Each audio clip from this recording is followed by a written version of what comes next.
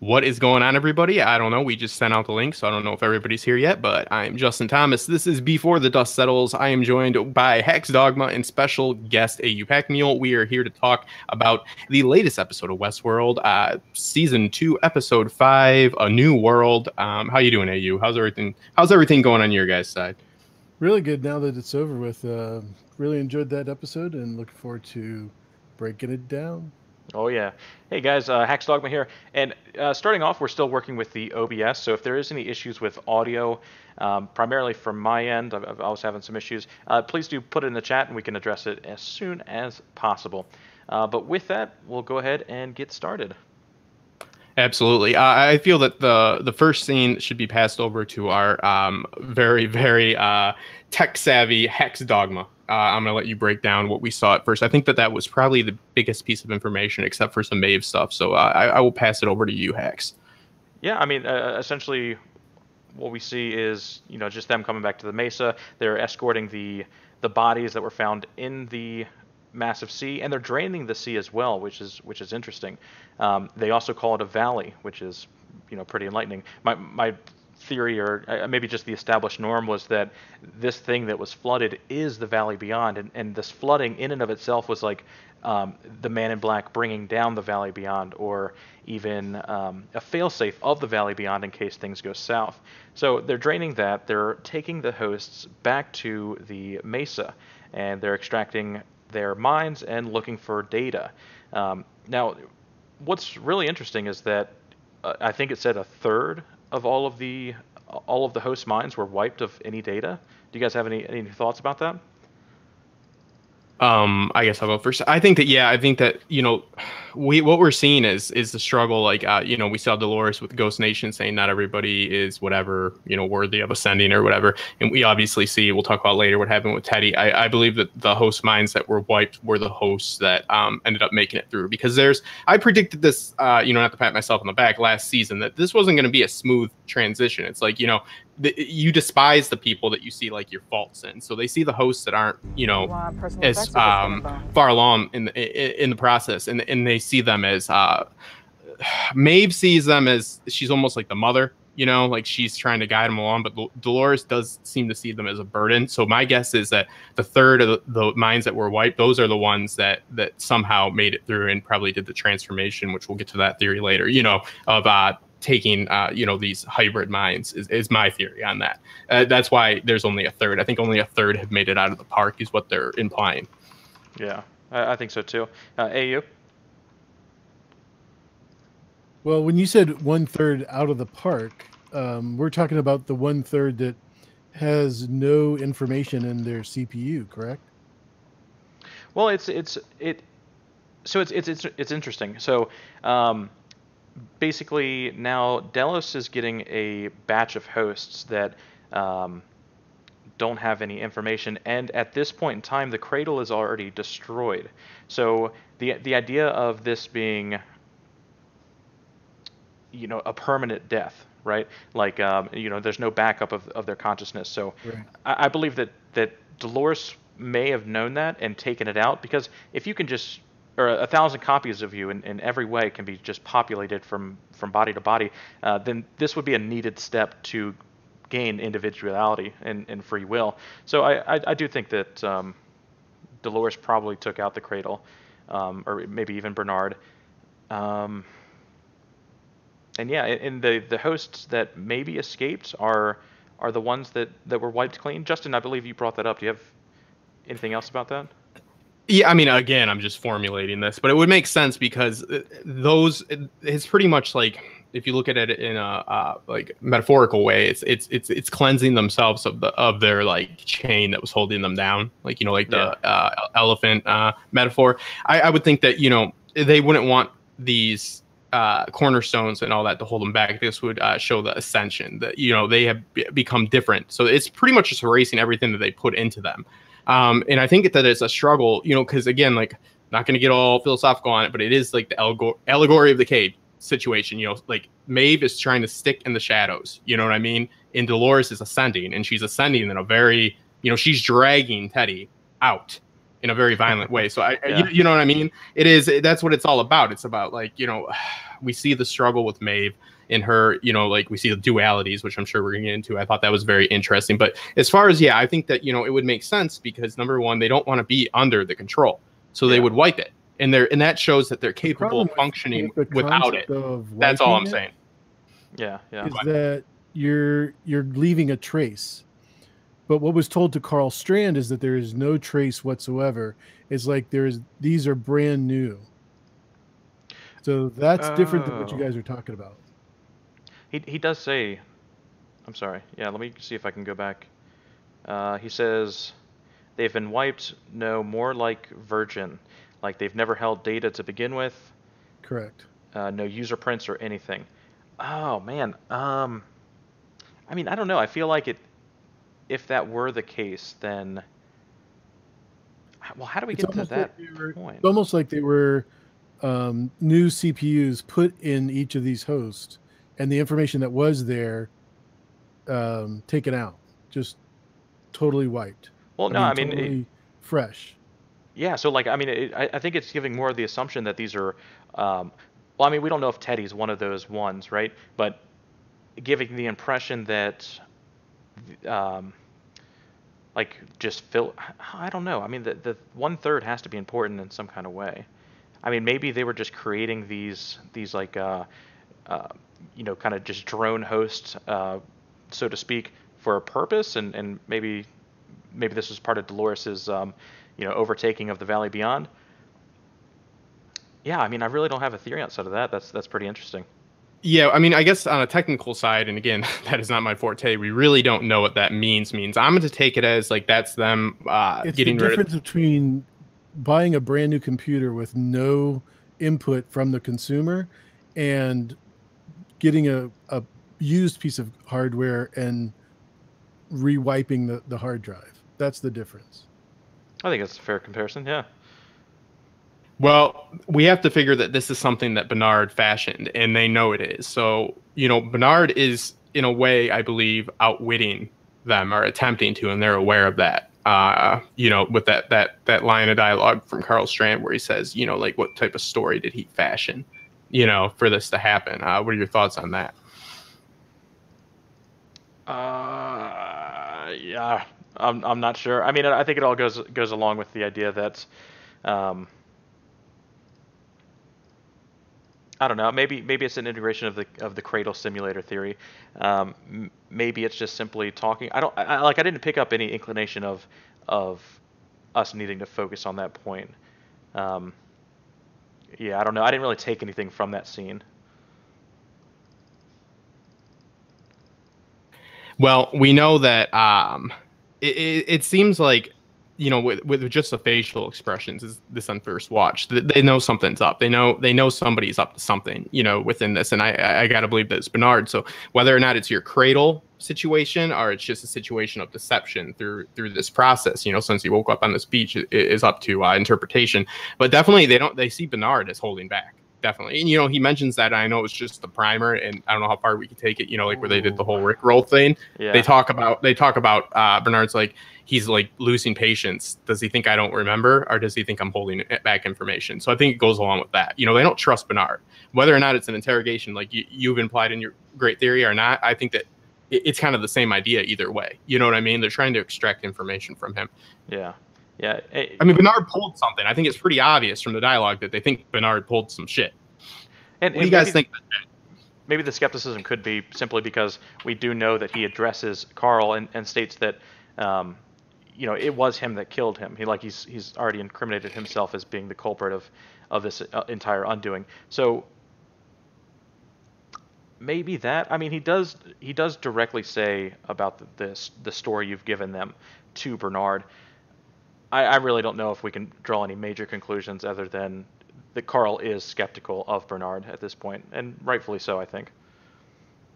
Absolutely. I'd like to say what's up to everybody in the chat. Thank you for coming. If you want to leave any questions, leave them there. We're going to try to answer them. Do you guys want to move on to Shogun World and all the? I think that we talked about this in the pre-stream a lot with In Deep Geek. About like the dualities and about how writing stories or creating people that you can only tell so many stories. And it does seem, well, it doesn't seem, it is fact that, it is exactly almost what's happening in Westworld. And they have they're each having a character that mirrors them. And I thought that was kind of cool because it's kind of the same with the MIB with Craddock to a point. Hector doesn't like what he sees in the character that is fashioned after him. So that means, he's looking at himself in a way and not liking what he sees and aspects like that. And we definitely got a little bit of we all kind of thought, for the most part, I'm not going to speak for you guys, but I know a large part of the community, including myself, really thought that Maeve was going to be playing this God role because she had walked the line the best between their world and the outside world. She was privy to the most information with being able to use the back door and all that. And I was that kind of got thrown away, I felt, in the first few episodes. I'm like, oh no. But I think it's really prevalent in this episode. Obviously she's learning how to control this, and it shows her trying to.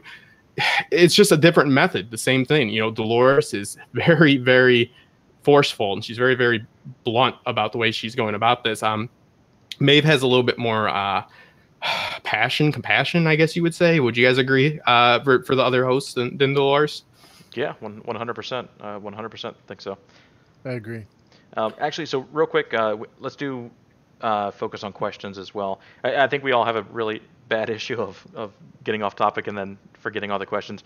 So the first one I'm looking at is from Stephen Cancel. What do you think Dolores did to Teddy in the barn? She doesn't kill him. Seems like she is uploading a new person into him.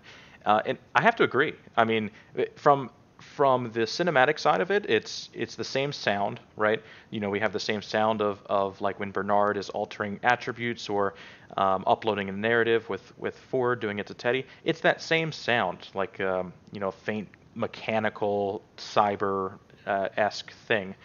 So I do think we can assume that she's either making Teddy a brand new narrative or character, or just heavily altering who he is.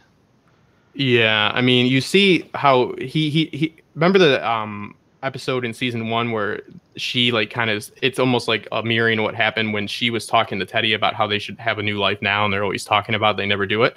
And then Teddy embraces this in this episode, and it's very loving, it's very sweet, it's a nice moment, but Dolores then reveals that that's not what she's looking for. I think in that she sees that he has not moved past. He wants to stay in the cave. He wants to stay in these shadows. She can't have that. So she definitely is taking the most extreme measures, and I don't really know how that's going to affect him, but she sees that he's content in trying. He's like, what, you can't find a place in all this beauty, so that right there, as sweet as it is, she's like, fuck this guy can't make it. And she also talks about the whatever that was that happened to the cows, and they say They thought it was the cows, but remember how she says it's the flies. Now let's remember, people, the flies are the only thing that are organic in that place, so that was most likely Delos putting that into the flies and spreading the disease to a point. So do you take that actually happened, or that was just a programmed thing? Because I don't think that would have ever happened. I was doing mental jumping jacks. I'm like, wait, we never saw them have blue tongue, but blue tongue has been mentioned multiple times. So I don't know if this is what they're trying to go with here.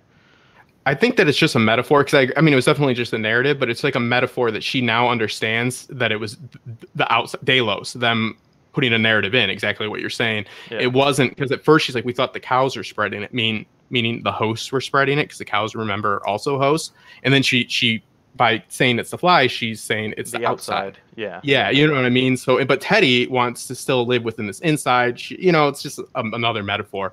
As for, anybody in the chat, if anybody has any ideas of, I guess that's the question. Is the 1/3 that ascended, or is it the 1/3 that got wiped and has not ascended? That's what we kind of have to try to figure out. And AU seems to, have some pretty good, technical evidence that those would be the ones that are wiped, like your computer, not ascended. I like it. So, AU, do you have any additional reference for the Dolores Teddy barn interaction?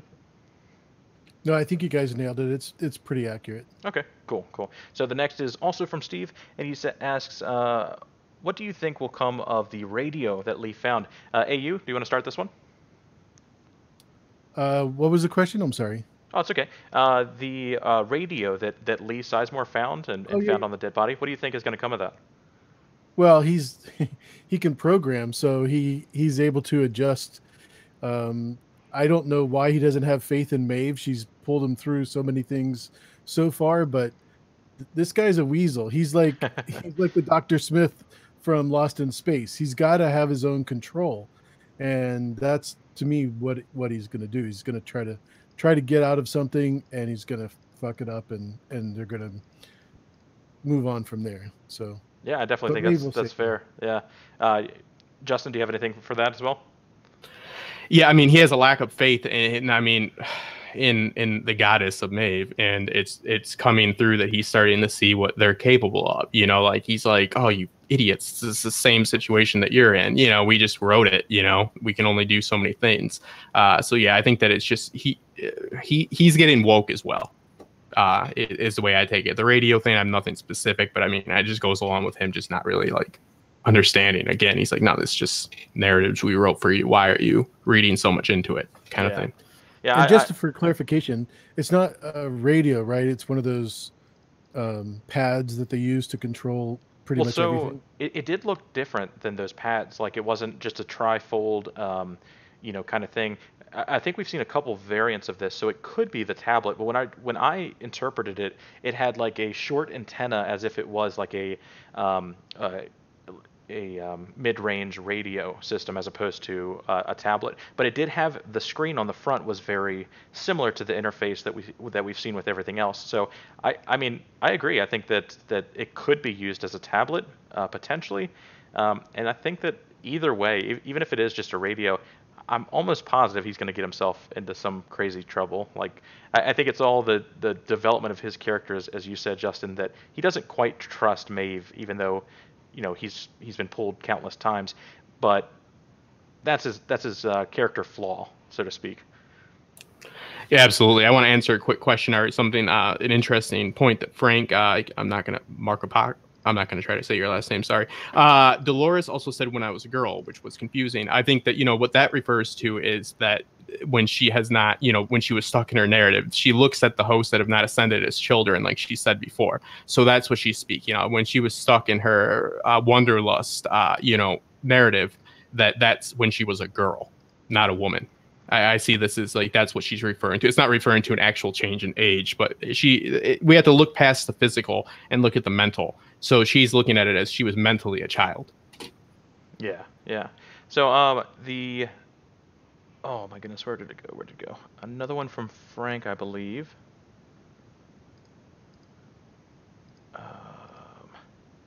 Oh, I'm sorry. Okay, so Joseph asked, please tell me you guys saw the next episode preview this time.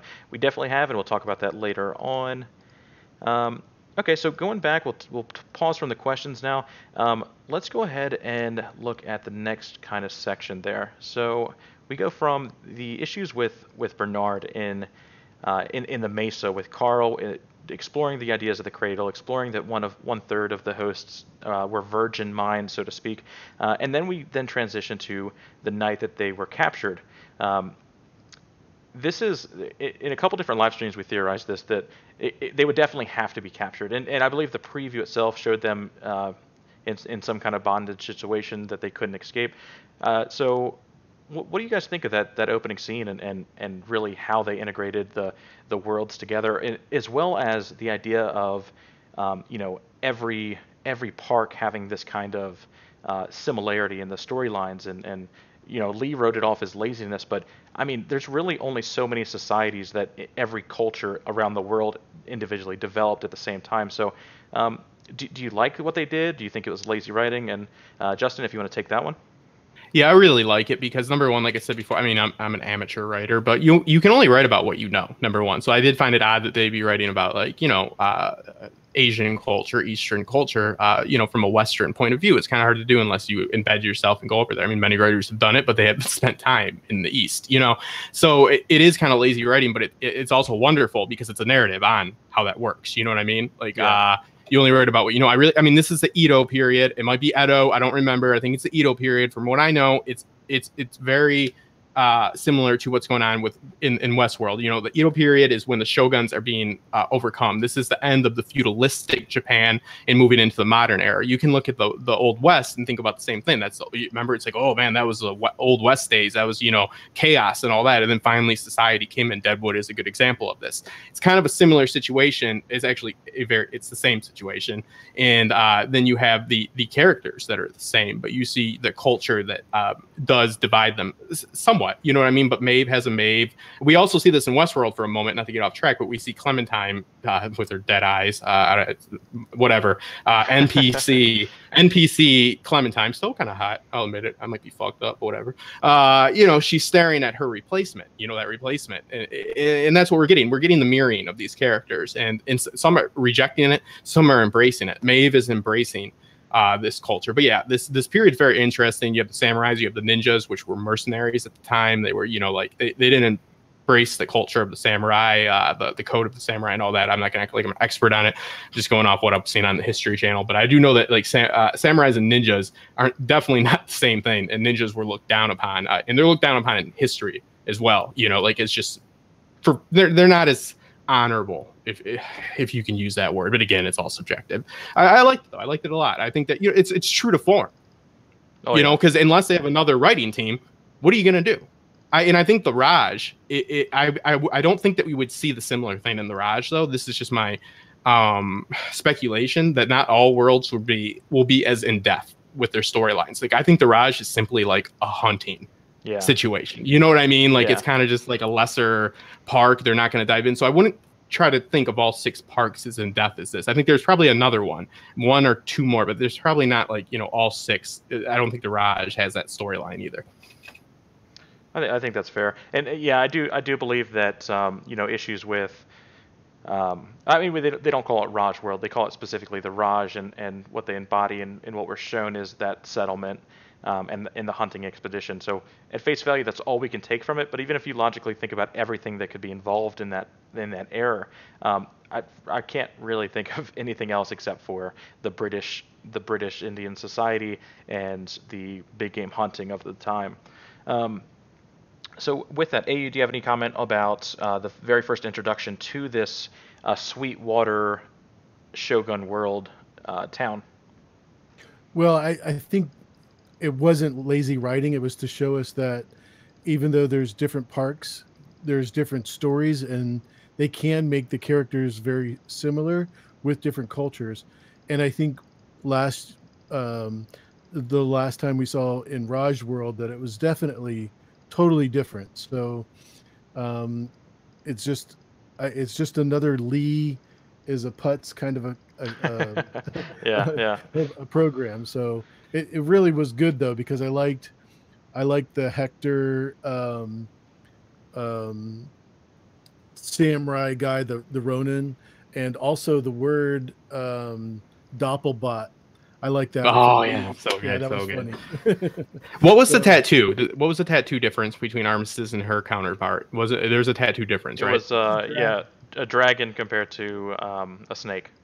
And doesn't she say a snake can become a dragon? So cool. Yep. Exactly. Yeah. Yeah, like they were mesmerized by each other, but then Hector in true form, you know, because it's I mean, I'm not going to get all into it, but I mean, if you see a duplicate of yourself, you're going to see your flaws and you're going to become angry. To a point, you know what I mean? So it's very interesting to see these counterparts, you know, and how they embrace them and how they react to them. I mean, it's just part of, you know, Hector doesn't trust his, you know, he's like pretty much that guy's a piece of shit, meaning I'm a piece of shit. So it's I thought it was entertaining, and it's not lazy, right? It's again, I mean, George R. R. Martin's been question, I won't get into it, about like why he doesn't have certain types of people in his series, and he's like, well, because I don't know how to write for them. You know what I mean? Like, what do you want me to do? You write about what you know. You can't just like throw diversity or throw anything in there just for the sake of it, because it's not going to be true. It's going to be more insulting. You know what I mean? Because you don't know. You write about what you know. That's the point. Yeah, I mean, I think that's very fair. There was There was one question. Let me see. Does Maeve override Arnold's changes in code, or is she collaborating with his influence on the hosts? Do you guys want to address this now, or do you want to keep going through the storyline and then we can address what we think about Maeve? Or I mean, I won't do a deep dive on it, but we can do deep dive later if she just wants whoever asks us a quick answer. I'll say that she's collaborating, that she's not overriding, she's like utilizing it. Yeah, I mean, my biggest takeaway from that is the use of this non-verbal command, right? We've seen it now with Angela in the very first investor meeting when she stops all hosts around her, proving that hosts have this ability. And Ford did it multiple times, but most notably at the ranch restaurant, yeah. And that was an impactful scene. So I think it's just reinforcing that she's coming to terms with what she can do. And what's interesting is that she's not really being directed to do any of this. So it makes me question, like, how does she know to do it, or what keeps pushing her to explore what she can do, or is that just natural curiosity that humans have? Or I mean, me personally, if I could stop even one person, I guess I would try to stop multiple people or something like that. So maybe it is a natural progression and not someone else pulling the strings. But what do you guys think?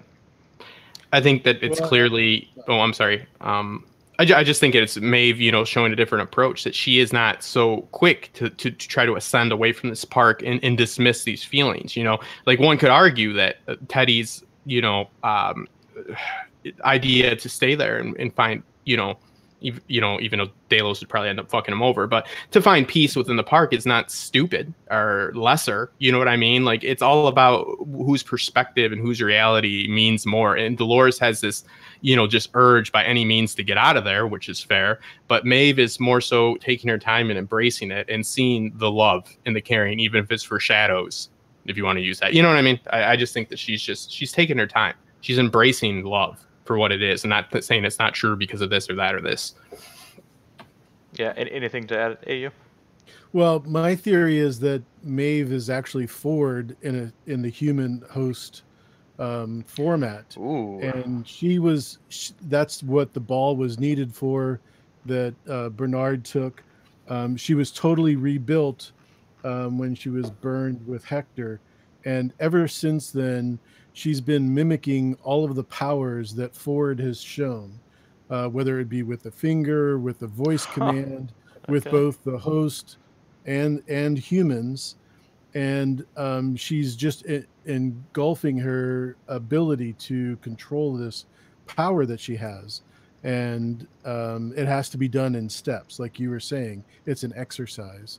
And so that's where I think this internal voice is. I think that's a really good call. I don't know if I fully support the idea of it being Ford in Maeve's body as much as it's like Ford is Maeve is kind of becoming this godlike creature that Ford was. So I definitely like the direction there. Yeah, I like it too. I don't like the idea that it's Ford because that takes away from her character progression. You know what I mean? We've also seen Angela with Logan way back in the day do the finger movement. If you watch that scene where she stops everybody, she does that with a flick of a finger. Yeah. So I think it's only, and some people have referenced it is a little Matrixy with becoming the one or embracing all these powers. I mean, Ford was using code as well. Everything there is code. So she is, just breaking the code. She's starting to understand. She has to, and Lee's kind of guiding her. He's like, oh, you didn't speak it in your language, blah, blah, blah. So I think it's just her embracing it. We can't give all the success to, Ford. It's not always Ford, because I just feel like as a story, it's just not the way they would go, because then it's like, well, then it's a story about these people and becoming empowered, whether they're hosts or not. So you can't just, if you throw everything to Ford, that's why Ford's sacrifice had to be made. He had to be hands off. Now, granted, he hasn't been as hands off as I would hope he would be, but yeah, I mean, yeah, I think that last year, did you get the impression that Ford was going to be hands off in anything? That's why I feel he killed himself, or had himself killed, because that was the only way he could be as hands off as possible. And he's left himself embedded in the code to a point, but he is not.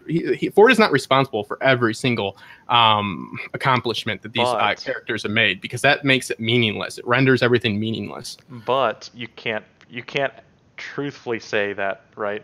Because we know that Ford is still involved, and he's involved in such a mysterious way. It definitely leaves the door open that maybe this entire season is just going to be Ford's narrative as well. You know, I do agree that it kind of takes away from the individuality that, you know, they're trying to build with each of these hosts. But at the end of the day, Ford is still a player in this. You know, maybe not a player as in. Remember, Jim had so many failures, and Ford was able to see that. Yeah. So I think this was his ability to do better than the original Delos progression with James. Yeah, I think from a storytelling that the way that we can trust that Ford is no longer pulling the strings from behind the grave is when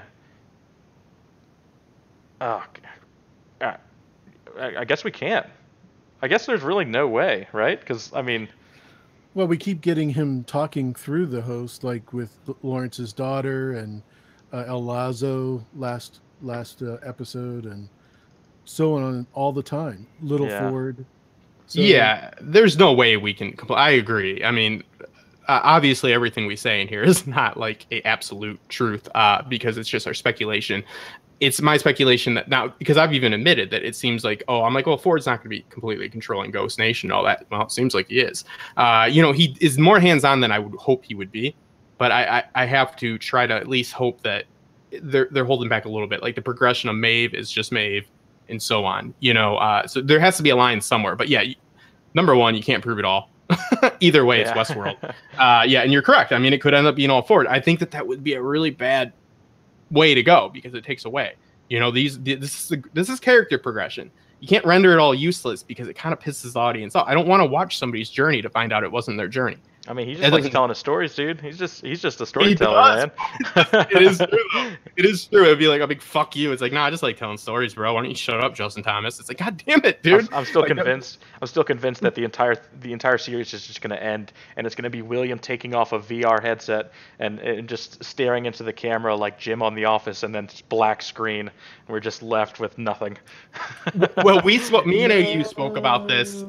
We spoke about the Dallas syndrome or Dallas incident. Maybe we talked about this in another on his channel. I talked about it, and this is what makes me, even though I love how intelligent your theory is, Hax, like anything that takes away from character progression is something I'm like adamantly against. Yes. And that doesn't mean I'm right. It doesn't mean I'm right because it is very smart and there's a lot of credence to what you say, but I'm so against it because of like AU, maybe you can elaborate on this. Like that really disillusioned everybody. Like it ruined that. And it's like kind of a rule of like now, like when you're doing a television series or a movie, that you can't make people feel and then strip them from it. It's a big no-no because you can only trick your audience so many times.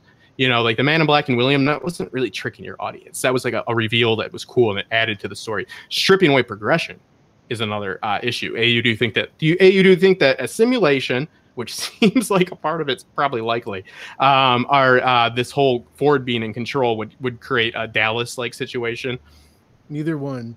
I think the cradle type situation is not going to be happening, and I definitely don't think the Ford being Maeve is going to take away from the story because there's so many other hosts that need to progress to a different level, as we've seen so far this year.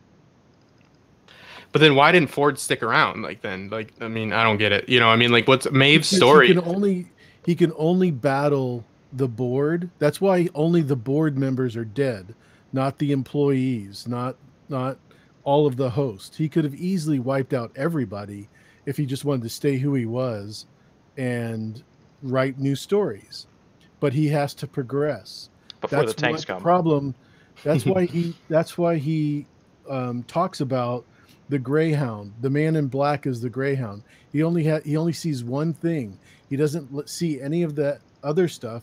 And then when he gets to his end goal, he doesn't even know what to do with it. So he's trying to tell you that Ford is smarter than all of these other guys that are the kings of industry. I like how committed you are to the Maeve Ford connection. I feel like I can't relate, but I am so fascinated that I don't like. I feel like I've never thought of that. I definitely recognize the duality of what you talk about in their journey, so to speak. Um, but yeah, I don't know. Maybe it's just such a Welcome. weird thing. Yeah. Well, welcome, Hacks. Welcome to my world with your theory. That's how. Like now you're experiencing it. You know what I mean? It's not bad. You love like what it is, and you get it, and you think it's intelligent. But at the same time, you're like, no, that's not what's going on. You know what I mean? Well, I'm glad. Oh man, this is like we've had 2 awakenings with you in 2 episodes. Sentience last episode, we had a therapy session, and now Hax is having his mind. He's like, he gets so analytical and detailed. He's like, I don't believe that, but son of a bitch, he's got some credence to it. Does not compute. Yeah, exactly. Yeah, man. There's always that voice of being smart, Hax. Thanks, man. We got a poll going. If we think I put in the chat, I want to poll. Is it Ford or Maeve? It's coming through pretty much mixed so much. And Milt brought up a good point that Dolores's character progression has been stalled. I wouldn't say it's been stalled. I agree with you, Milt. But what happens is it's still her character progression. They are making their own decisions now, for better or worse. I would say Dolores is worse. It's character progression does not imply becoming better. It just means moving along. Sometimes, I mean, it's the dark side or the Force. So I mean, they're progressing, but they're not progressing in it doesn't mean they have to progress in a good way. You know what I mean? She's making she's still moving in a direction. What direction she picks is hers. So it's different levels of hosts. Like, look at how they're trying to get out of there, and then look at the host from the last episode where the Man in Black's like, looks like I'm not the only one playing this game. Those tracks are supposed to head north, and they're going west, and like they're literally building the tracks with humans and hosts. Yeah. Like they're like Neanderthals, even worse. Like the cavemen. So there's different levels. You know what I mean? And that's what we have to figure out too. And I'm really hoping on Hacks to figure out what it truly means for this third. AU did bring up a very valid point though, that that would imply that you pretty much got a bunch of wiped computers. Yeah. So one of the questions that's brought up with Dolores is, I don't want to say it so blatantly, but do you guys like what they're developing Dolores to be? Well, I guess I'll just say it. So is Dolores getting on anyone else's nerve is the question from Carrie. Thank you, Carrie. Yeah. I really don't know. I feel like I don't sympathize with her as a character anymore. I feel like it's just she's so Terminator. It's hard to relate to. Is anyone else feeling that? Totally agree. Yeah. And another good point, Evan Rachel Wood just made a comment. I don't remember if his video interview or, an editorial, that people haven't noticed that she is, because obviously she is just as much Wyatt as she is Dolores, but she has been so much more Wyatt because she was, it's funny that how everybody dissects, they're kind of talking shit about all of us. They're like how everybody dissects this show, but nobody's really picked up on how I talk with a Southern accent when I'm, going more the Abernathy way. And I'm barely using that. So if you look back at it, it's maybe a good fun way to rewatch the first 5 episodes to see how many times she's using that Southern accent. And it's evidently, she's like, nobody's really picked up on how little I've actually been using that. But I agree. The sympathy, yeah. I think it's still intriguing though, because it's true to it. Is she who made her Spartacus? I think that's what we came into this series. But we anointed her as fans Spartacus. She's gonna save everybody. And I think that's more Maeve's thing. I mean, nobody's Spartacus, but it's like, oh, she's gonna lead them all. It's like, no, like I said before, what reason does Dolores have to be sympathetic to other hosts? I mean, look at her narratives. Both narratives are anti-host as well. She gets raped and her family gets killed by hosts, and then sometimes, because that happens no matter guests that come with them or not, they always have I'll make the video. I have a slideshow that I gave on a free PDF for how everything comes. And if you notice, she did pick up that can of milk, which was her cornerstone, in front of Teddy. Yeah. And she was showing symbolically that she's picking it up and she's in control. Because when she picks up that can of milk in the first season, that means she gets her own day. That's the day where she goes and paints, if she picks up that can of milk. But no matter what, hosts are either accompanied by guests or not. They go and they raid the Abernathy Ranch. So she has no love. And then Wyatt's storyline, look at that. She kills everybody as well. So everything that's embedded in her is not going to tell her, hey, maybe I should go save all these people that I fucking hate. But we all think of her as the Spartacus. Yeah, I mean, well, first of all, I am Spartacus. It's true. Yeah, and now everyone else should say it, so we don't all die together. But the thing with Dolores is, I definitely agree. Maybe it's like the audience, we ourselves just assumed that she was the prince that was promised, right? And now they're going in complete 180. Maybe it's us, dude. Maybe Dolores is a fine character, and logically what she's going through all makes sense. But we're just like, no, she needs to be the hero. She needs to be the one to rescue the Judas steer. So I don't know. I definitely agree that it's hard to relate to her, but it might also just be because we have a unrealistic expectation of her character. Absolutely. Well, she did talk a lot about. Sorry, go ahead. Sorry. No, I'm sorry. Then you can go. I just want to. Melt brought up a good point. Maeve reminds me of Gandalf the Grey leading the Fellowship of the Ring. Nerdy, but very correct. I love that. Very true. I like that comparison. And I'm sorry. Go ahead. You. No, we were talking about Dolores and her struggle, and Evan Rachel Wood talked a lot about that this year when she talked to the directors. How am I going to play this character? What do you want me to use as a reference? And they told her, there is no reference for this. There's nothing you can use as a backstory. You got to make it up as you go. Yeah. So let's go ahead and move on to the story again. Was there any other questions that you had pulled out there, Justin? No, I'm looking at it. I think that we're getting a lot of the same vibes. And thank you. We have 122 people watching right now. Thank you to all that. That means a lot to us. I'm loving the vibe too in the chat. Number one, I'm going to say I'm Crixus. I'm Crixus. Yeah, a lot of people I think are jiving with this. That she for some reason we frame her as the hero, but if you look at the narrative, there's really no reason to do it. It's just, I think it was Nolan again. Enjoy dazzling us, in that one hand and leading us. And it's all about we look at it as like, oh, she's not doing what she's supposed to do. It's like, no, she's not doing what we wanted her to do. There's a difference. Yeah. So coming back to the story, and if we do skip over your question and we haven't addressed it at this point, go ahead and put it back in the chat and we can definitely address it. Also use hashtag Westworld, kind of just helps us differentiate between questions and comments to other users. So we come back to Dolores and Teddy inside of Sweetwater. They're in the Mariposa, drinking, trying to explore Teddy's storyline, what he would always come back to. The point you bring up about the canned milk is very interesting, and I do agree that that's like her taking control of that narrative. And then I don't think there's really anything else. Oh, the train reveal. Yes. So I mean she's going to Sweetwater for this train, as a couple people pointed out. Very interesting. I mean, I guess it all makes sense because that's how the guests, if Teddy was awake, he that's what he would know to get in and out of the park, because he wakes up on the train every morning. So, yeah, I mean, I guess it makes sense, and they're going back to the Mesa with the train, and then I feel like maybe we just assumed they had already went to the Mesa. Was anyone under that expectation? Yeah, I think that we might have got confused. I don't think that we were really sure of it, but I think we saw them going into the facility as them getting to the Mesa when that's not really true. Well, they need to get where where Maeve was last season on the train. You know what I mean? They never went there. They went to the facility. So I think you're right, Hax. We might have got that a little bit jumbled, or we just assumed that they already had access to leave the park. We really don't know how that works. Yeah, well, no, we did address that because that was something I pointed out in the last live stream that wasn't the Mesa, that was an outpost that they were going to when they interrogated the one security guard.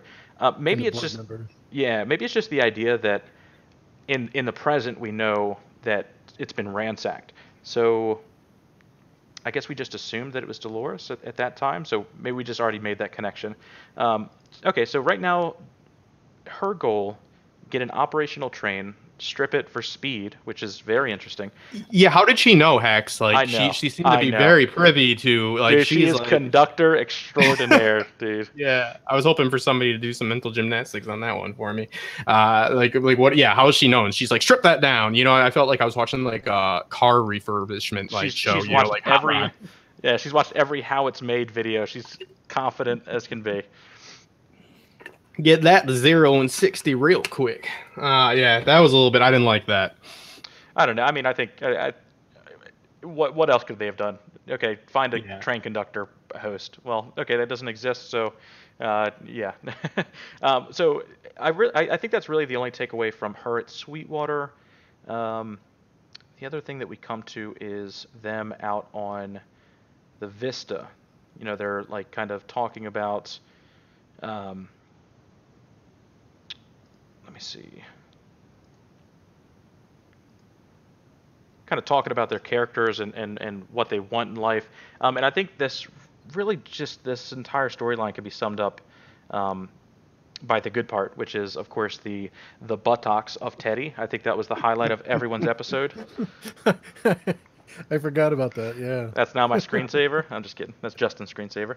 And so no, I'm just kidding. So I mean, the important part was, of course, when she kind of forces, she tries to convince Teddy to maybe see something more as one last stitch effort before she comes to terms with, okay, this is what we have to do with Teddy now.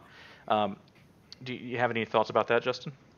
Yeah, it's a test, she's kind of being a bitch, not gonna lie. She's bringing him back to where it's familiar. I don't think that the reason for them coming back is their dad in the train, which she seems real privy on, and real knowledgeable about. But yeah, that was like, it was a test. Is he willing to embrace just this world, embrace the shadows, not trying to get out? And she just can't have that. And yeah, so, real nice buttocks there, Teddy. I'm a straight guy, but he put in the work in the gym. So yeah, she just was testing him. It's real fucked up, you know what I mean? But Dolores is not she's not the Spartacus. She's not the hero we all wish for, I don't think that, and again, that's modern day storytelling. Anti-heroes. This, even though the hosts have been, oppressed and thrown away and objectified, doesn't mean that once they become free, they're going to become these heroes. There's a lot of bitterness and hate, and there's hate within those that aren't as far along, because it makes you imagine if you were in that same situation and I'm sitting there and I'm not moving along. I'm like, well, I don't know, Hax, why don't we just stay here and have a nice time? You're gonna be like, fuck you, Justin, this sucks. You know what I mean? Like, to put it simply, like, that's the situation. Like, you're gonna be mad. You're like, you fucking idiot. Why? No. We need to get out of here. Like, no, dude, we could paint some pictures over in the field and have a house. You're like, oh my god. Dude, that's really good Kermit the Frog impression. I'm really proud of you. Hey, thank you. But yeah, I can do Mickey Mouse as well. But yeah, that's the situation.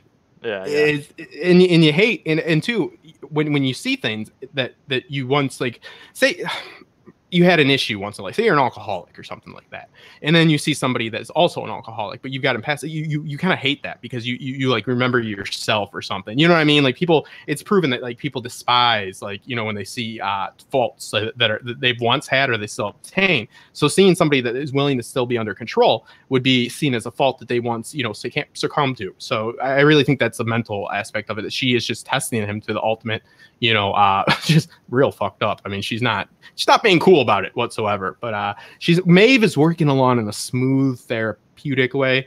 Dolores is the Judas steer to the fullest extent, and she will, get there by yourself and hurry up, because you ain't got much time with Dolores. You're on a running clock with her.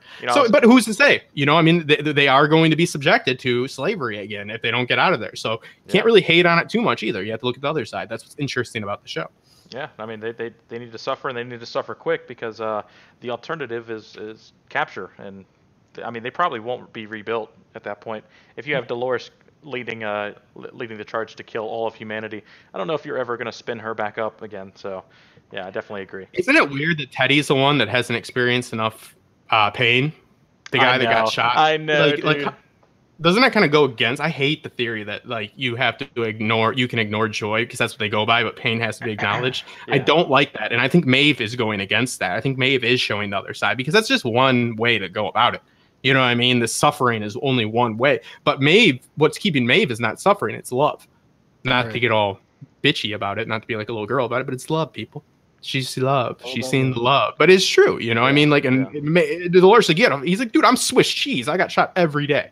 Every day. Yep. So how much can you suffer? I don't know. I think with that, I definitely do think Teddy was probably the most killed host. I can't imagine any storyline other than, like, the entry level user guide that would die more than that. I do think with that, though, it kind of points out that, not everyone is meant for the Valley Beyond, and outside of course, but I think really all that is that not every host has the Reverie update. So, he's not. Yeah, and Teddy just got his cornerstone. We have to remember that too. Like, last season. You know, this is all people have to remember. It's very shocking, at least to me, that all the events we're seeing, season 1 took place in 2 weeks. If you look at the current timeline, and now it looks like it's 1 to 4 weeks, but it's probably 1 to 2 weeks max that we are seeing 1 month of shit going down in the current timeline. It's a very short period. So Teddy got his cornerstone like 2 weeks ago. So I think that might be a reason for it as well. That's interesting. Okay, yeah, I can see if they do go that route that he can be awakened. Then yeah, I agree. So I'm looking at the screen here. Unfortunately, I don't have a picture for you guys. But there's a lot of information on the screen where the engineer actually pushes Teddy's variable or potentially new narrative entirely. Actually, correct that. So I actually see something that says, warning, overwrite existing file, Theodore Flood. So I'm almost positive we can confirm that, yeah, it's going to be a new character. You know, and character defined as the same host or same host body, but the mind and you know, who Dolores is, yeah, the personality is definitely going to be different. So who is it? It doesn't say, it just says overwrite. No, I know, but who do you think it is? It's not going to be Ford. Well, why not? AU, everybody's Ford to you. Everybody's Ford. No, actually, it's Maeve. Maeve is being uploaded to Teddy. Yeah. Maeve is Ford. Ford is Maeve. No. Yeah, it makes sense. It couldn't be it couldn't be your father. They don't have that. They don't have that saved in there, so it couldn't be Abernathy, from what I know. But I don't know. It's like musical chairs, but with hosts. It's just like whoever sits down the quickest gets into Teddy's. I don't know. Who do you guys think it is in the chat? Right, the shell game. Actually, maybe I want to go back on this. So it actually shows a parenthesis file. It says base level. I don't know how to say this word. Heuristics. Heuristics? Is that ringing any bells? No. Nothing. Oh, it's a word to describe personality. I forget what it is though. So maybe it's not. Okay, either a character change or like he's going to be hindered entirely, just a complicit kind of like guy. Clementine type of deal. Maybe more, yeah. We're seeing in the chat a lot of young William. That would make sense because young William kind of mirrored Teddy's, you know, chivalry and like the romance and all that, you know. What if it is, you know, they had access to young William? I don't really know how that's gonna, if that'll line up. That would be interesting if she, you know, recreated him within Teddy. That would be interesting. A lot of people in the chat. Okay, so just check it out. So a heuristic is any approach to problem solving, learning, or discovery that employs a practical method not guaranteed to be optimal or perfect, but sufficient for an immediate goal. Wow, I mean, that's, yeah, I mean. Right on the money. Yeah, base level heuristic. Heuristic. Okay, all right, so yeah, probably not a new character, but just, and maybe not Clementine, but closer to a complicit follower. I definitely agree. Yeah, she's just making him one of the troops. Yeah, so, all right, so I think that wraps up the Dolores timeline or storyline there. And well, what do you think she's gonna do with the train? Just go to the Mesa? I think so. I mean, because it's definitely why wouldn't she just leave if that was the case? I bet she doesn't know how. I mean, I don't know how to get out of the park outside of the train that goes. Well, if you go backwards, it takes you to the Mesa, right? Yeah, I think that's a fair assumption. Well, and also we have to look at, you know, like the riddle that Ford is always, you know, coming in and saying, you know, they have to look back. Look at, not only is the Man in Black having to look back, but Dolores is looking back as well. You know, she's not going forward; they're going back to Sweetwater. You know what I mean? She's looking back. Yeah, they're looking back before they ascend. That's the idea. You know, that she's looking back at Teddy and trying to see if that's true or not, and then she decides it's not. In order to move forward, you have to be content with your past in order to move forward. You have to be accepting of it. So I think that, you know, everybody is kind of going this way, and it's just some are doing it in a more I don't know, not fashionable, but I don't know, a less cruel way, I guess I'll put it. Yeah. So a question I do want to answer is from Life of Amber. It states that with this new voice that Maeve has, do you think that she'll go after her daughter still? Did her seeing the other daughter die change her point of view? Actually, AU, what do you think of this? About Maeve seeing her daughter die? Yeah, well, not about her daughter, but now that she has this, you know, new voice, so to speak, do you think that? Well, I said let me better Sure. expand this. So I think the new voice really isn't a thing. It's just the development process, right? But Correct. the omniscient kind of god that she turned into right at the end is more of just the nonverbal cues that she's learning to control. Um, I think what is important with that though is that she does see herself, and it kind of disconnects from the personalities. So there's another Maeve, another Hector, another daughter. Do you Sure. think that she will still continue to pursue her daughter, knowing that maybe just being better explained that, hey, this is all just Lee Sizemore's narratives? Absolutely. Yeah. This is just a small detour for her. Her goal is definitely getting back to the plain area, and what was it, sector 14 or 15 rather. Of Park One, uh yeah. yeah, so she's heading back there, and nothing's going to stop her.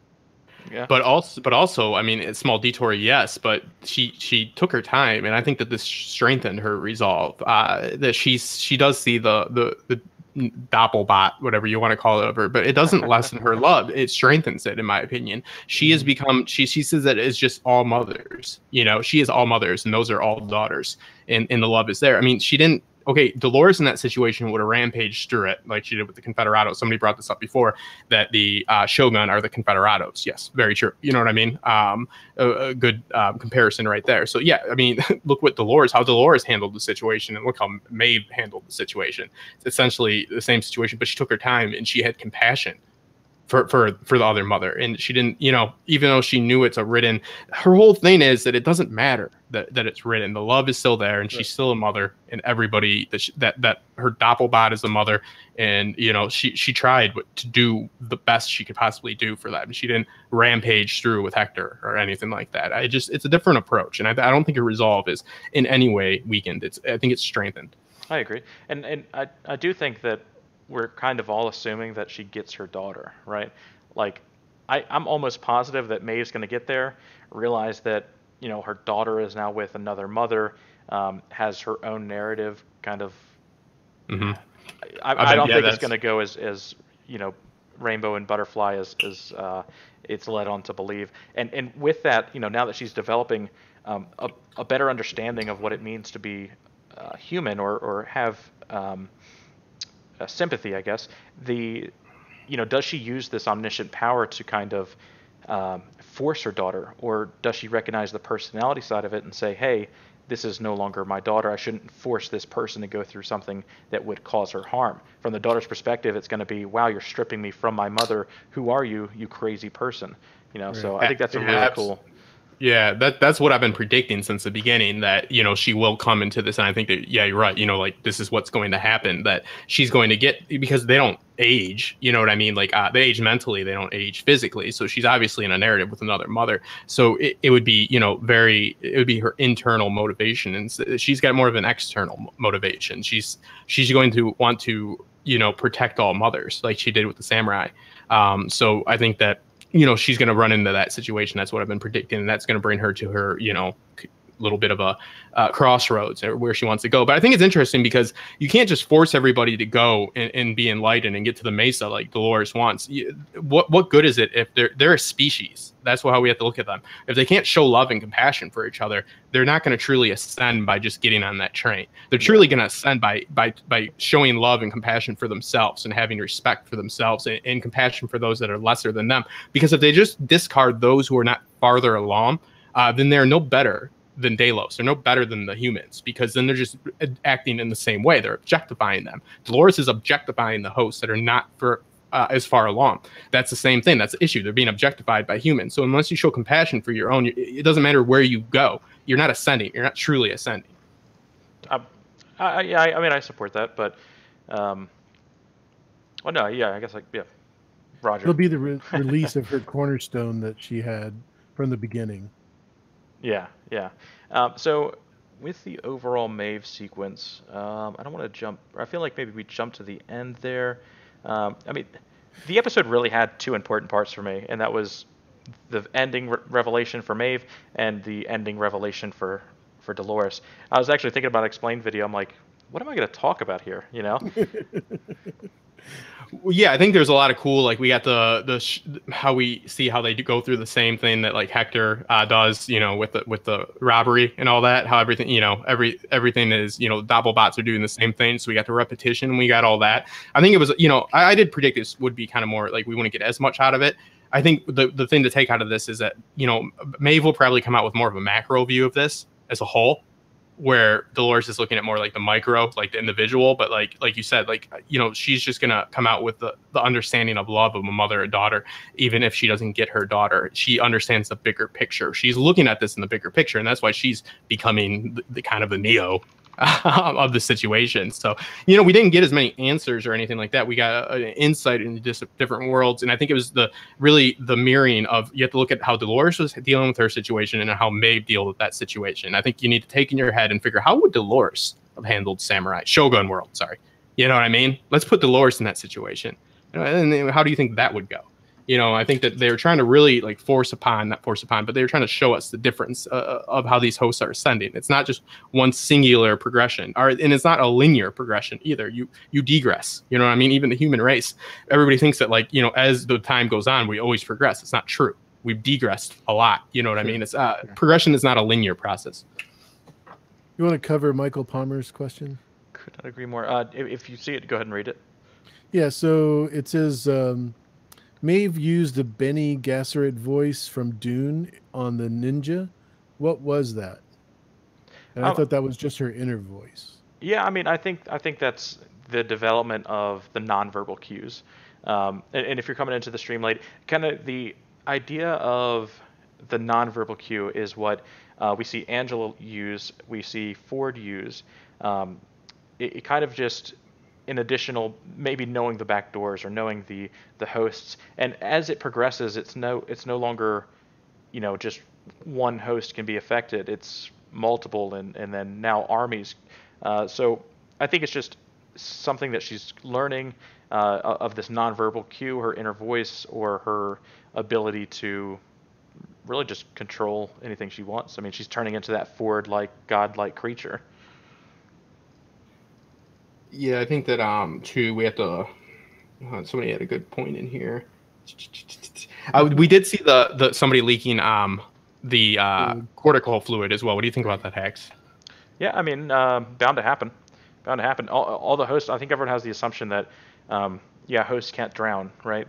But all things need maintenance, and if these things were programmed to live in these loops, and these loops have general maintenance that go on after injuries of their storyline, I mean, we're going to pretty rapidly see hosts coming down out of their storylines with damages that need general maintenance that is now non-existent. So things like the leaky head is going to happen. General, you know, actually with that's pretty interesting. You know, if Shogun World was affected around the same time of Westworld, then why was Sweetwater so rampaged when the Sweetwater of Shogun World was still relatively intact? You know, and if you look at like Raj World, you know, it all happened around all the parks around the same time, or maybe it was a progression of a spreading virus, like the Violent Delights phrase. So maybe they just haven't gotten to that point yet. Well, Westworld 2 was the first park, so I think that, like, you know, there's that, and that's, you know, I mean, I think just from I get what you're saying. Like, I definitely agree. It's like, man, why wasn't this exactly the same there? I just think that, you know, they all, in that Delos commercial there, it all started with Westworld, you know, where you can fuck robots and kill people. It was beautiful. You know, ever seen the commercial? They don't say what I just said, but they're not. But you get what I mean? Like, good summary. Yeah, but it is. Summary. You know what I mean? Yeah, that is the mark. Hey, you fuck robots, and we won't tell anybody, but we might. You know, so it did. Westworld was the original park, so I think it makes sense. You know, and it is another thing. It's just the storytelling. You know, and they didn't want to pay for that many extras to be laying around. What about they say something about the Shining Sea or something? Are you taking that as, I'm taking that's just another, that's the valley for them? Yeah, it's whatever you call it. It's the thing that every host is now pushing toward for some reason. You know, the convergence of, well, actually, I don't know, because I believe that all the hosts in Westworld are now pushing towards the center thing. But we don't have the inclination that these hosts and other parks are now pushing toward that same thing in Westworld. So does that mean that each park has this individual Valley Beyond? Like, you know what I mean? They would have to, yeah. Yeah. And I think the Valley Beyond, I think, is just more of a idea. It's like our idea of the afterlife and all that. So it's just ascension, I think. You know what I mean? It doesn't necessarily need to be physical, even though it might be. You get what I mean? Like that's kind of my take on it. That talk about riding west for 3 days. Yeah, but I think that the Valley Beyond, you can only ascend if you truly ascend. Like, you know, like I think Maeve is on the right path with it. You know, that they have to embrace like themselves before they try to become something more. They have to, you know, you have to do it yourself. You can't just go through a damn door and be like, now I'm whatever, a better species or whatever, you know? Also, somebody brought up a good point. There's no, like, of the Delos and Avi coming in, why aren't they in Shogun World? Why aren't they in the Raj? Where are they? Park by park. They addressed it, you know? The protocol is going park to park, sector to sector, securing. I feel like protocol would honestly be thrown out of the book. I mean, truthfully, you have such a massive scale, such a massive loss of life of your internal employee and financial structure. There's no way you do anything else beside prioritize getting the information about that sector that it happened in. So it's kind of interesting. Absolutely, though. Yeah, I forgot. Good point, Hex. But and also I have to remember my own thing that it is only been like 3 weeks. It's only been like 1 week of them there. Exactly. Actually, yeah. But yeah, no, valid point. But and also, we didn't they say something? What did Lee say about Shogun World? He said this is for the type of people that are like. Didn't he say it was like a little bit more extreme or something? I think so. I think that was the impression. Yeah. And then they're like, "Shut up, Lee, you fuck." I do really like that.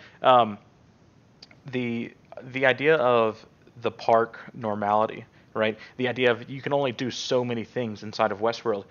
I actually think, and I wouldn't visit Westworld. I mean, no way. I would never spend that much money to go drink and have sex and rob banks or something. Shogun World and the integration of samurai and ninjas, that sounds fascinating. I mean, that sounds like a very enjoyable thing to experience. Well, Lee said that the ninjas weren't supposed to be there. Yeah. Yeah, and then Jason has brought up in the chat that the army was there tied to trees and with cages on their heads. I didn't catch that, but thank you, Jason. We'll look out for that. I think the cages is some kind of torture thing. I think I've seen this before.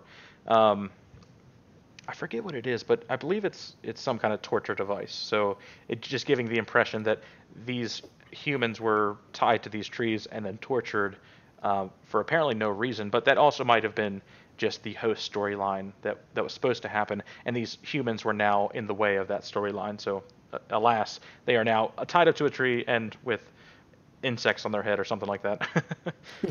Yeah, and like the point about the ninjas aren't supposed to be there, that just shows that, you know, another like they're embracing that world. It's like just the different levels of progression. Like, so now the ninjas are attacking because they're still living within that narrative. They're making their own choices though. They are progressing, but they're just not like, we need to get on the train and we need to fix the train because I'm an engineer now, like Dolores. You know what I mean? They're making their own, they have free will now, so they're using it within their world. They're not trying to think about getting to the Valley Beyond. But I'm sorry, I'm not going to try to say their names. So Doppelbot, Maeve, and so on, they are yearning for something larger. Yeah, and it was rats. Yeah, the torture would be the rats in the cage with your head. And Game of Thrones like shit with Harrenhal.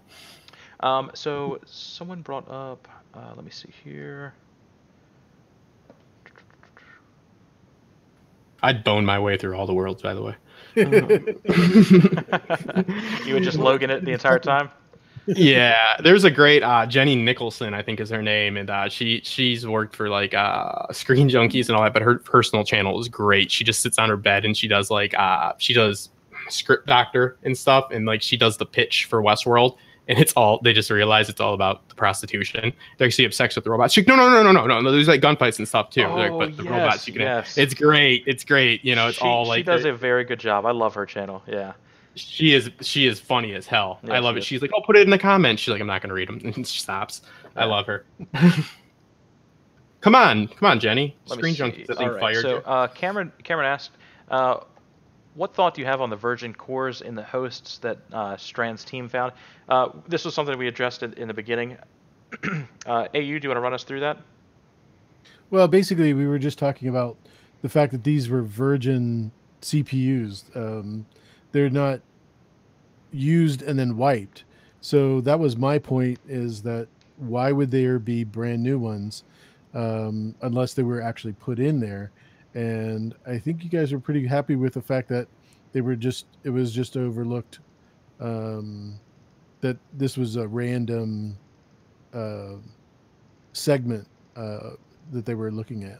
Yeah, I think with that is that it could have been part of like Dolores's uh, need for more people on her team, and these were just uh, Decoy.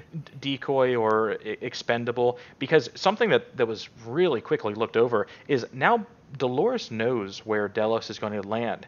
So one of my first theories was that Bernard is actually a trap. Like, I mean, because this big head honcho is now being rescued where the Delos forces just happened to land or very close to where they landed. Um, so it could be a trap as in they set that, or the hosts themselves that have been wiped could also be a trap. I mean, I think it'd be pretty insane if we see some back to life zombie hosts, taking over and killing Carl to lengthen the violence of the show. Right. But I do think that Dolores knowing where they're landing is going to be important, and that she's going to utilize that information.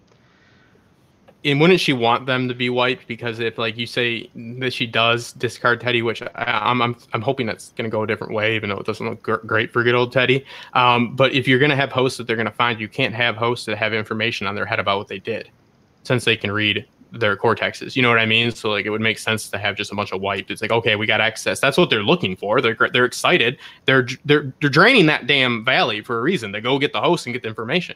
Yeah. You know what I mean? So maybe it's possible. Do you think that they took those cortexes from trying to do? What's that?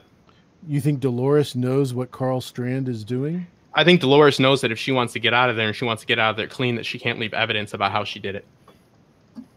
I think so too, but they made a point to talk about the virgin, aspect of it, and I don't think that we can rule out that it wasn't like a thin client kind of thing or a thin character. I know maybe we can rule it out. I don't know. I don't think we know enough about blank control units. Like, does a blank never been used control unit before do anything? And if so, why would there be so like a third of, say, 100 of hosts were found in the water? Probably more than that. When they showed the map, right. It was a large portion. Yep.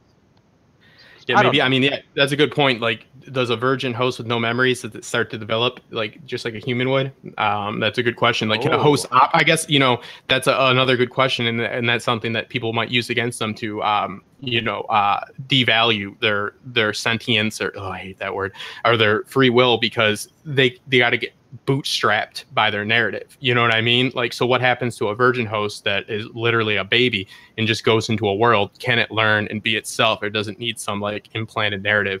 Also, Tony brought up in the chat, she was very moved about the oppression of women that we saw in Shogun World. And that's a good point. I think that that was definitely a theme of the show. The show is very sympathetic, and the show does touch on real life issues. So yeah, they definitely wanted to show that the oppression of women was happening, and Maeve was against that. So yeah, I mean, it was a very moving premise. I definitely believe. But yeah, I think that's a question we have to ask ourselves, because that's something that would maybe validify or it could devalue if a host can operate, because they're not going to they're not going to have babies like we have babies. Obviously, we don't need them to do what we do. But the question is, if there's no human interaction with them, can they still develop? I guess it would be like a big question to validify them or devalue them. I don't know. What do you guys think about that? I'm not sure. It's a big question. You know what I mean? Yeah. I'm sorry. So one of the questions that was also asked is, have you guys talked about the mesh network yet? And is that how Maeve is controlling the other hosts? I don't think that we can rule it out. I mean, a peer-to-peer network would explain how, certain commands, certain non-verbal commands like Ford used would work in an area. You essentially launch stop motor functions from the closest host to you, and it spreads to each one on this proximity-based network. I think that that's entirely possible. I think the mesh network isn't what I thought it was going to be. I thought it was going to be so much more, and they've kind of not talked about it as much. Maybe they just needed a name for the back door, so to speak. But what we know of it so far is that it's used to communicate based on proximity. Yeah. And like I said, like I was talking about in my other video, like they're not going to, like, they bring in the best tech people to like help them with the stuff, like to make it as like realistic, because they're not there yet with the AI and all this stuff. So I believe that, you know, like Lisa Joy and Nolan, like they for a viewer, like for me, that's not like a very big tech guy, I do think of the mesh network. That makes sense to me. I don't think they're ever going to really explain that. It's just a tool for the narrative, I would say. I think that, you know, like Hax is really good with breaking all that down. I think that Hax, wouldn't you say that just on a base level, it would make sense that the mesh network would explain that, and they're using that as a tool, that it's not like really a big issue. It's just a way to explain it. Yeah, and again, my original thought that this was going to be something much more impactful, this mesh network that I mean, maybe it is. They're kind of breezing over it at this point, so maybe that is the biggest clue to the, hey, this is important. But it's just a tool from what we can take right now. Another question about the mesh network is, can you load mines via the mesh network? Can you load mines via the mesh? I don't see why you couldn't. You know, the idea of being able to communicate any amount of traffic to any other host means if that were the case, why wouldn't they just have Peter Abernathy meet him at X point? Yeah. Yeah, you need a line of dialogue with them doing that, essentially. Like, we can, like again, like Hax is great. Like, he knows the real world stuff. So he's like, yeah, that could work. But it's like, in Westworld, does it work? That's the problem. You know what I mean? Like, that's the problem. I definitely agree. It's like, we don't know that it could happen. But we can't discard that idea because, I mean, we have IP, or I don't know if it's IP, but we have network-based communication of any kind happening between hosts. So the idea of being able to move I don't know, it'd probably be a big data file, so maybe not. Well, I'm getting way too into it. Potentially, cannot rule it out is my final thought. Absolutely. Yeah, no, I think you're right. No, kind you of like can't rule it out. Doing, right? Yeah. No, yeah, definitely. Yeah. Agreed. Yeah, we can't. We just need a line of dialogue with them saying it. But yeah, it'd be foolish to rule it out. I'm saying that you don't want to dive too deep until you get a little bit more information from the show, because we can prove it in the real world that it worked, but that's not what's happening there, maybe. So we just need another line of dialogue or seeing it happen. But like Hack said, you can't rule it out. But yeah, you know, from all we know, it is possible. Yeah, you look at any Tor-based network, any peer-to-peer communication network, and yeah, it's 100% possible. So Harvey asked, why do you think HBO ran tonight's episode back-to-back on the same HBO channel? So Harvey, it actually didn't. What's happening is that you are stuck in a loop. So it's like, you kind of gotta like, just these violent delights have violent ends. All right, now go off. I'm just kidding. I'm actually not sure, Harvey. I watch it on HBO now because I don't have cable. And yeah.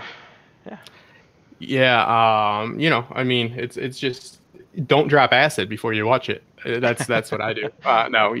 Just, you'll get out of your loop. It'll wear off. No, he's right. I don't know, because did they have, is Silicon Valley on tonight? I don't know. We don't work for HBO, and they fuck us over a lot with their copyrights, so I don't know what they do. And thank you, Carrie. Warner Brothers. That's not. I don't give a shit. Somebody's fucking me over. WBTV, baby. Yeah. Carrie, thank you so much for $2. Happy Sunday. So enjoying this stream. Thanks. Carrie is a supporter of the channel, one of my Patreons. I don't know if she's one of Hax's. She supports us all, though. She's great. She's fantastic. She brings a lot of different ideas. She's part of the community. Like I said, I run the Amino community, and I'm very involved with that. Like, you know, I mean, this isn't the only way that we try to reach out and talk with everybody. We do it on Twitter. I do it through Amino. If you join up and, you know, read one of my posts, I work from home. You know, like I'm a fucking goddamn, you know, I'm always in my house, so I gotta get out of my loop. So yeah, I answer questions and stuff like that. And even when people are telling me that I'm a bastard and go get AIDS or something like that, I'll even respond to that. So yeah, let us know your thoughts and all that. We appreciate the community. That's what it's all about. Westworld opens up a lot of conversations. A lot. To clarify, Justin is saying he will go actively get AIDS. I'm trying so hard, guys. I mean, he's a good guy, man. He'll do it. So Nita asks, are you guys on Host Watch? Which current human character is likely a host? I was, and that was one of my things. But I can't right now. It seems like, I mean, like, okay, if you want to take like Felix and Sylvester, like if you look at the first season, Host Watch is so much more enticing because like Ford is like the chess player, but he's really not playing chess. He's like a drunk guy on ecstasy playing roulette in Vegas or Atlantic City with the odds that everything has to work out his way. Like Felix and Sylvester, it really makes no sense that one of them wouldn't be a host. But right now, I feel like if you make another human a host right now, except for what I talked about with Vanessa Cole's great theory about there are hosts, but they're like in a containment somewhere. The people we're seeing in the field, let's call it the field right now, being hosts or human, I don't really know. Speculating on them hasn't given me, I haven't had that spark. That's just me. It doesn't seem, it would devalue what's happening right now. I do think we're going to get a big reveal with like a lot of hosts that are going to appear at the end that are going to be people that we know. Yeah, and as we answer the last few questions here, if you just want to go through and introduce your channel for anyone, how they can get in touch with you, I think that'd be great. And then Justin and myself to follow. I really appreciate that. It's AU Packmule, and you can see me in the chat. That's exactly the way I am on Twitter, Facebook, Amino, just about everything in social media wise, and obviously at AU Packmule in the YouTube channel. So thanks very much for allowing me to do that. Yeah, man. Yeah. The union, you are the head of the union for the YouTubers. AU's reaches further than anybody else. He's kind of the Ford. He's done a lot to help. First person to have me on to talk about me, and that's got to be annoying. So thank you, AU. We also got Atheist Bear, who I love very much. He's my favorite Atheist Bear. Spreading some love too. The stream is great. We love you, Atheist Bear. I love your ideas. I love the way you think. And then we got a lot of people saying thank you. Subs is, yeah, I mean, okay. I've seen a lot of Lost comparisons. We need to not worry about so much about this turn. Lost never established antagonists. They kind of did in the second season with the others, but then they fucked it up by their reveal, and they didn't know where they were going. Westworld approached HBO and said, if we don't get 5 seasons, we can't do the show. Meaning they know they don't know all the details, but they know where they're going and they know how to end it. They have the framing for this story, so I wouldn't get too worried. I know I see a lot of I stopped watching Lost like at the second season, and I was in acting school at the point, and my teachers were like just constantly shitting on the show, so I was kind of like poisoned. but you know, I mean, they didn't establish antagonists. They did that. You had your bad guys. You know what I mean? And then they fucked it up in the second season with their turn, and then they just didn't know what to do. So yeah, I mean, don't get too worried about that. I would just say that it is Nolan, so you do need to understand that there's not always going to be a hard, you know, like I don't know, tangible, you know what I mean, something you can grab truth. Like some things are going to be left up in the air for ambiguous, you know, like Inception and stuff like that. And I know that's Chris, but he was an advisor or whatever. I would be ready for stuff like that. You might not get answers that are completely fulfilling, but that's kind of the point, is questioning how do we, you know, validify like our being like better than people than others, and you know what I mean, picking and choosing and stuff like that. That's the only thing I think people might be disappointed for if they're looking for hard answers, but I think we're gonna get a lot. So with that though, next season they've confirmed that there's a number sequence that you have to put into a console or the world blows up, and Maeve becomes the others. So not saying it's not related, but yeah, no. I think that this is going to make a lot of, like, you know, obviously everybody's Haxes did a great theory about the cradle and all that, and there's gonna be a lot of that comes out, and it's very possible. I think we're gonna get a lot more hard answers. We're gonna get Lost gave you no answers. You know what I mean? Lost gave you questions. Yeah. Yeah. I mean, you're going to get answers. And I think you're going to get a lot of intelligent people like our co-host Hax here that, you know, are going to come up with even better answers. And if it comes out to be true, it'll be fantastic. We got another super chat here from Tony. Tony's always been a supporter of mine. Thank you guys. Deserve way more. I don't need a shout out. Just want to contribute. But yeah, I know you don't need it, but we want to give it to you anyways. Tony, thank you so much. Yeah. Yeah. I'm not comparing those. And Sandra, no, in no way am I like dogging on people comparing it. I see the you know, that they have a lot in common, and I think it is a worry. Justin also doesn't like comparing Game of Thrones to to Westworld. It's not. It does it a disservice. In Game of Thrones, it's a show for people. I love it too. You can be like, oh, I'm a Stark, I'm a Targaryen. You get that kind of feel like that. Like in Westworld, like everything is subjective. So like you sometimes don't know who to root for and stuff like that. You don't get that same feeling. That they're both great shows, but they're in no way the same. And fans that are fans of Game of Thrones are not going to automatically like Westworld.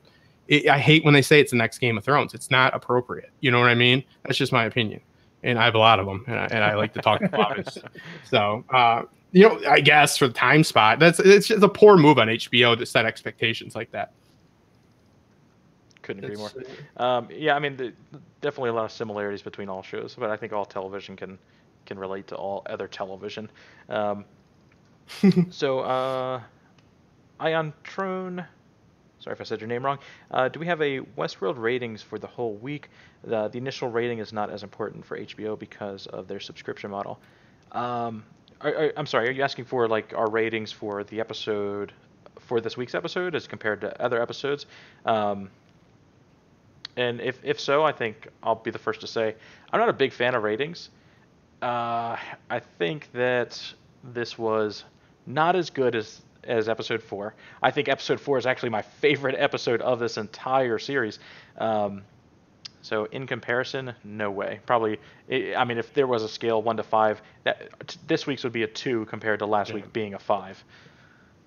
Yeah, I think the only thing ratings are good for is like if we do it like on a steady basis, so you have like a platform, or like some type of reference for how, because it's just personal opinion, again, subjective, something that you can't go off of. But I'm not against them, but I'm with Hax on this one. If it on one, I get emotional when I watch that final scene of Grace walking up. Not that I'm like, yeah, my theory was right, and the theory that everybody had, but I get a little emotional. I'm a bitch like that, so I would rate that one a 5. I'd rate this one a 2.5. I think that there's value in this with Maeve, but it might not be apparent, and I think that's the reason they had all these.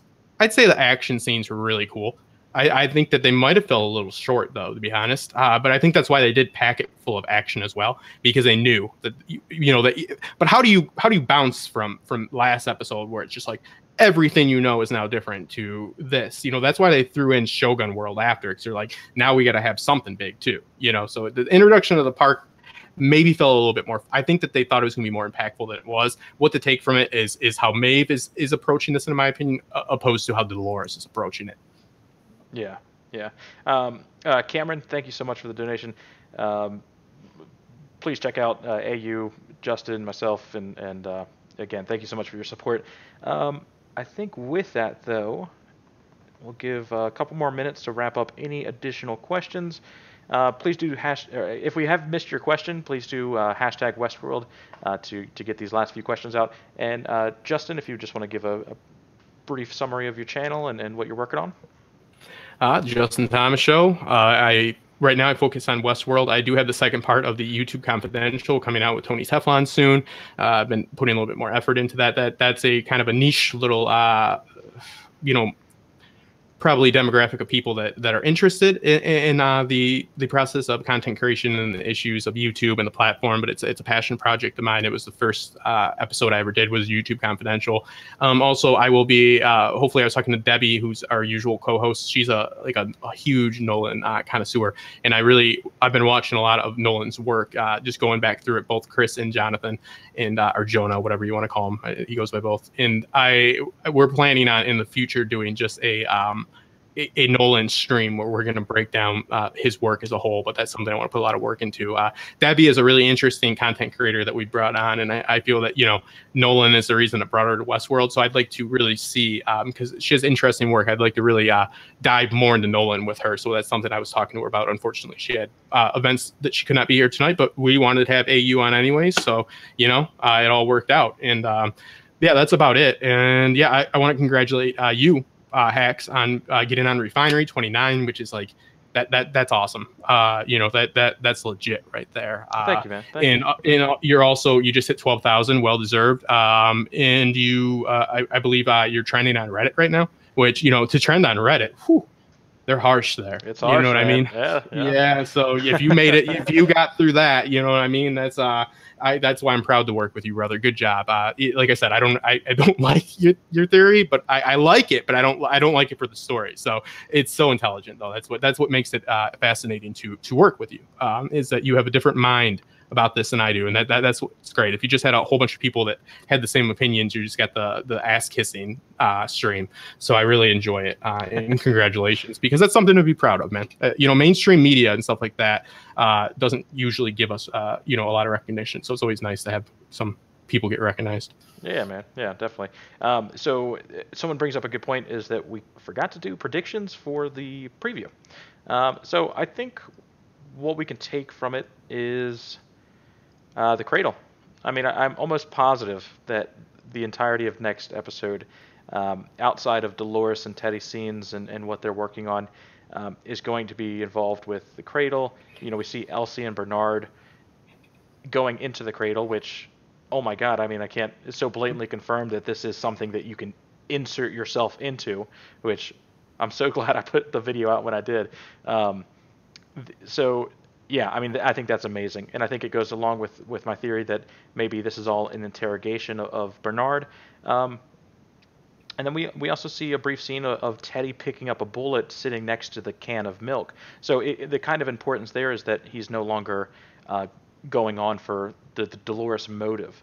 He's going on for the bullet, as in a changed person, more maybe barbaric as opposed to more loving. So it's definitely the change of character is what happened when they held him down and forced an update to him. Outside of that, anything else you guys want to add? Yeah, I agree. I mean, I look at this. We got 3 POVs. We've got the Delos QA. Then we've got Bernard, and then we've got Dolores and Maeve's. So I think that out of those 3, that we're going to get much more of the Bernard. Which will either sink your theory or raise it to the top, like the Titanic it might be. You know what I mean? So I think that the next episode is going to be crucial for that plot turn, and that's episode 6. Now episode 7 is usually where you get the big turn, but I mean, it's even funny that Carl Strand mentioned the turn when he was talking. You know what I mean? Like, it was almost like a Deadpool, like breaking the fourth wall. He's like, we're going to get a turn right here, So, yeah, I think that, I think it's a fair way to separate, it into 3 sections of the QA, Bernard, and Dolores and all them. I think it's a fair way to go. So, yeah, I'm excited for it. This wasn't the best episode in the world. I probably won't do like a full, breakdown. It'll probably just be on Maeve and her experience and how Dolores is handling things. There's not as much to read into here, but it's still a lot of important character development. I could not agree more. So Stephen asked, do you think we might get another week without any Man in Black and learning more about Grace Emily? They're not in any previews on that topic. Do you think Grace Emily, or what do you think Grace Emily's doing in the park? AU, would you want to start this one off? Well, they usually go every other, so I would say just because it's not in the preview, don't get upset. I think we'll have that because, like I said, they'll cover it every other. So. Isn't Grace only in 3 episodes on IMDb? I believe so. Yeah. So yeah. I think we probably won't see her. And her reasoning for being there is the bigger picture. Is the end game. It's not to find her father. I believe she was in a separate park for a reason. She wasn't planned. Now she's in a situation where she has to meet her father, and she did. But that probably wasn't her original goal. She's on, just like the host, so barbarically building the railroads. She was going about it, in a little bit of a smarter way. But when she fell into, washed upon Westworld and got taken captive, she really had no choice other than to confront him. But I don't think it was to find her father. I think that it's whatever this end game is with the Delos master plan. I think that that's what she's after. Yeah. And Broke Black Man 94, sorry we missed your question. Can you repeat what exactly happened to Teddy at the end of the episode? Wasn't totally sure. Yeah, so just a heuristics update. And heuristics are any approach to problem-solving, learning, or discovery that employs a practical method, not guaranteed to be optimal or perfect, but sufficient in the immediate goals. So, I mean, it's just a personality update. You know, it's just kind of a conforming things to get him across as a member of the team, as opposed to her trying to explore the idea of his individuality. Yeah, I think that answers that. Yeah. Yeah, she's making Teddy, not Teddy anymore. She's not interested in walking him along. She's interested in do or die. So that was a complete refurbishment, or whatever you want to call it. Yeah, she just hodled him, so to speak. Let's see, the last couple of questions. Even the Delos tech was like, this kind of fucked up. You know that, right? Which, hey, I forget his name now, but look up on IMDb who he is and follow him on Twitter. He pretty cool actor. The tech? Yeah, the tech that they've introduced. He wants to be what is it? Blade. Blade the superhero. Really? Yeah. The one that looks like Carlton? The one that looks like from the Fresh Prince? No, it's I the guess tech. I guess Yeah. I guess there's a likeness there. I can't think of his face right then, but kind of we do have one more question we got from Tony. What do you guys think of the significance of the flies? Well, I think that was just the flies are the only organic thing. I think it was just kind of, well, it was literal, but it was also a metaphor for that that disease was caused by Delos. They put it into the flies. It wasn't host to host, that the outside, that was another part of their narrative. The flies proved that it wasn't something that was naturally happening in their own society of hosts. It was, part of a narrative. The flies were spreading it. So they most likely put in flies with it. Yep. Or they just programmed the cows. You know what I mean? It's just, it proved outside interference, not within. It wasn't a problem of theirs. It naturally, it's the degree of separation. Yeah. Awesome. Well, I think with that, Justin, you wanna close us out? Yeah, I can't thank you guys enough. AU, thank you for joining us. We'll have to have you on again. Thank you guys so much. I think we had like 140 people in here watching. That means so much. And we love your questions. We love your support. Make sure to check out all of our individual channels and make sure to subscribe, guys. Again, we just love talking about Westworld. So, there's not too many people that are going to go on live right after the show about Westworld because it's not a very simple show to explain. So I'm pretty happy with the outcome so far. And I'm very grateful for you guys, and I'm grateful for my co-host. So we will see you guys next week. Yep. Do check out Au Packmule, HaxDogma, Justin Thomas. Subscribe, like, comment, and share, of course. Thank you so much, everybody, and have a wonderful night.